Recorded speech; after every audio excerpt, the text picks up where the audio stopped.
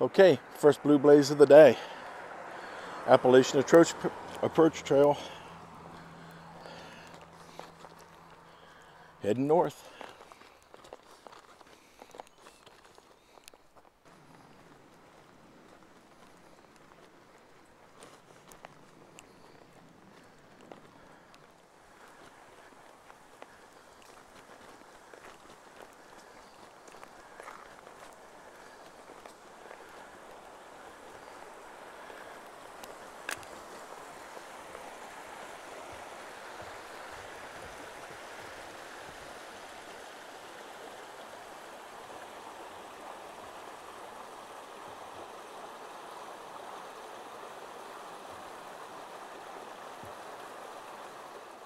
Just coming to the top of our first mountain, Amacalola Mountain.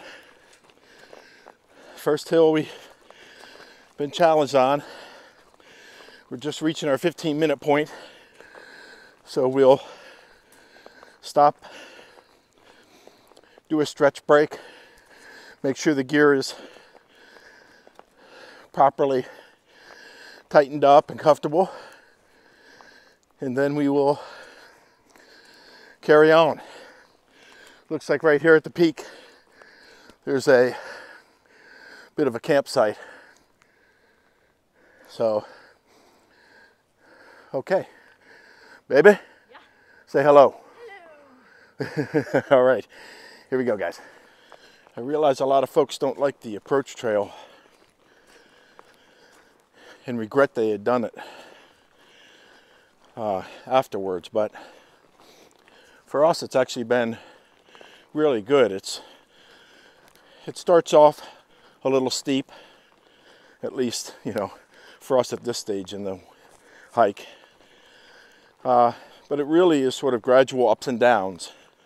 And you can feel that just getting your heart rate and your breathing in stride, helping you get your poles synchronized with your walking. So thus far it's been really good.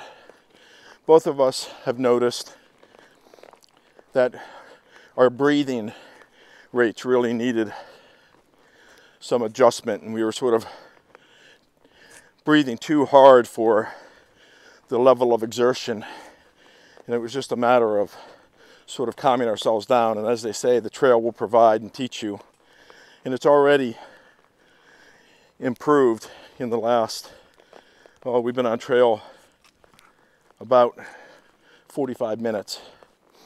It's really been good so far. Seen some squirrels and some chipmunks. So a little bit of wildlife already this morning. I noticed with my one lung, as you know, I just have one lung from having had lung cancer 12 years, or I guess 14 years ago now, that I tend to breathe heavier going up and down stairs, and you know, this is sort of the same situation, but like I said, the trail is actually teaching us how to breathe and how to maintain that stride with the poles to increase efficiency. So anyway, just thought I'd give you that comment. We're tracking along pretty well. We had our 15-minute break, did stretches,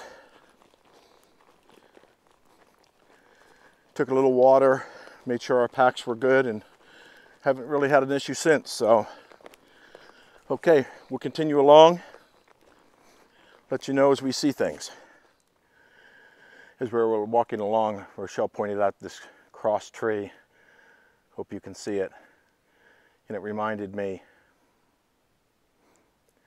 that over the last couple of days, two important people have been having a rough go of it medically.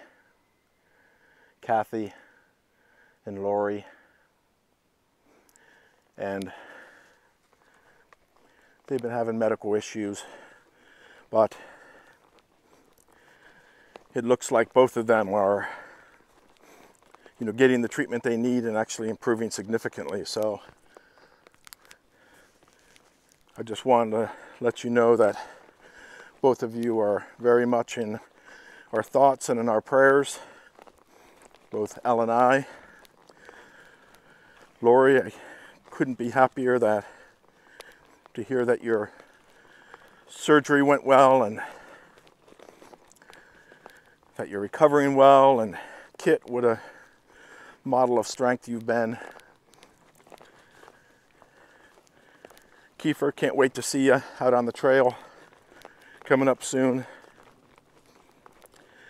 Kathy, I know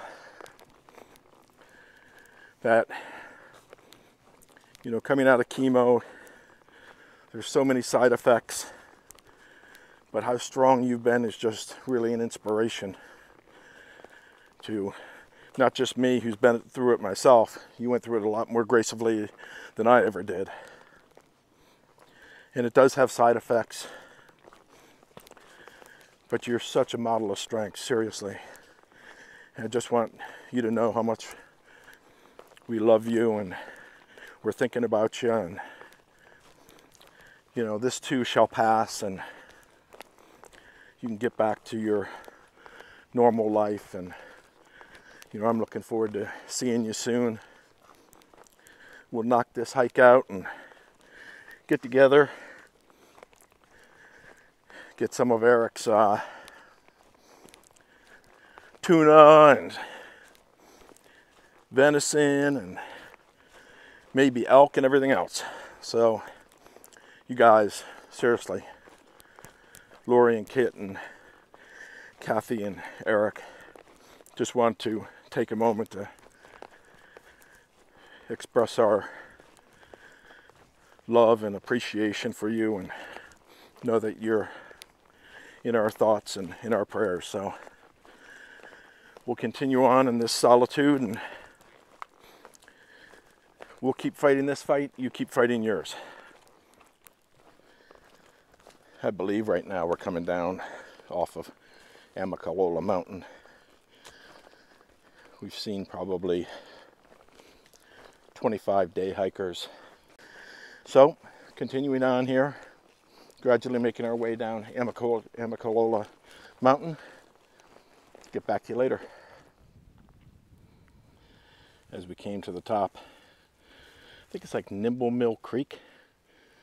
I don't know what the name of the mountain is, but down to our east, I believe, is Nimble Mill Creek. So we're in that area anyway. Shows on gut hooks that this is a campsite, and it's really a nice one. I mean, look how open and nice this is. We're gonna grab a quick snack here, some water. But I thought I'd take the opportunity to show you guys. This is a little spot for, I guess it could be a campsite too, depending on how many miles you're doing or what your plan is. But for us, it's midday. We're just past the 4 mile mark. We have about 3.1 or 3.2 left in the day for Springer.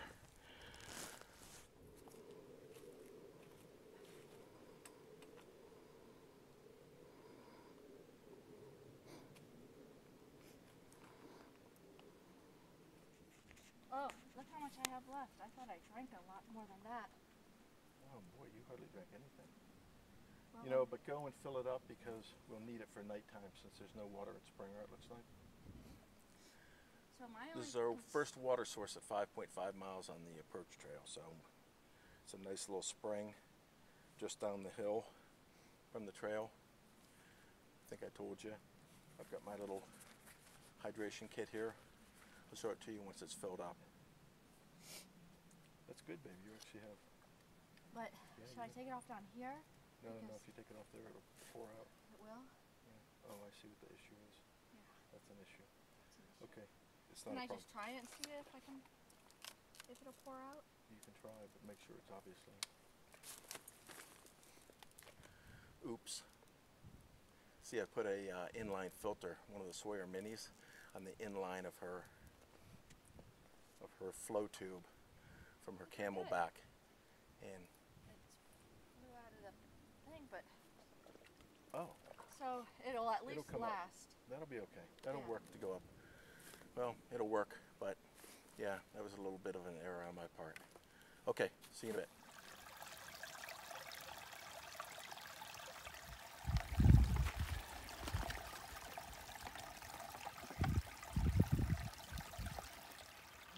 How much weight will that add to your bag? 2.2 pounds per liter. So that nighttime bag is how many liters? 2 liters? 2 liters. Okay.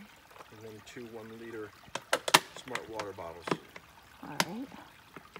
One dirty all the time, one clean all the time. That one I keep Clean? That one I keep electrolytes in. The dirty one I just for clean water with a Sawyer squeeze mounted on top of it.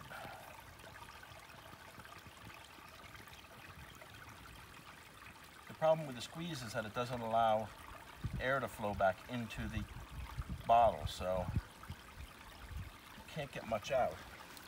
And I heard a trick about using one of those tornado toys you'd screw onto the bottle and then be able to attach the squeeze to it.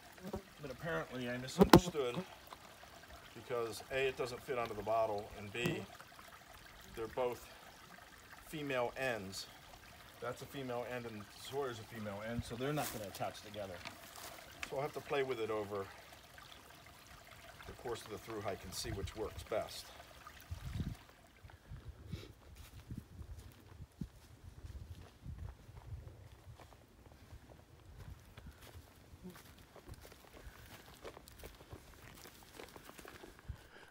We're pretty much at the base of Springer Mountain. Don't know if you can see that. We've had great views all day, but with the camera's autofocus, I don't think it's going to give you much of a view, but I'll just shoot over there to let you know. Anyway, it's been a beautiful day. Warm, a lot warmer than you expect at the end of February. Some nice breezes when things open up. And we're about to do, I think, looks like on Gut Hook's the steepest part of the climb. So we'll see you at the Southern Terminus. I don't know how far we are from the Southern Terminus, but Springer has been busting our chops. So we're pretty exhausted coming to this beautiful, more level path, as I believe we reached the summit or the false summit. I'm not really sure whether the Southern Terminus is at the summit or a false summit and then you go up to the parking lot. Anyway, this is a beautiful path, but it has been the end of a long day. So I thought I'd give you a couple shots here.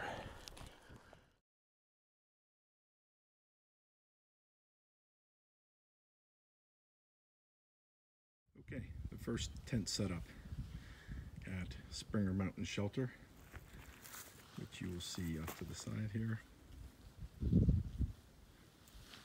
We won't be staying in the shelters.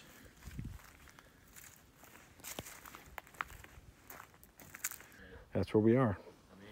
Big Axis, Copper Spur, HVUL2.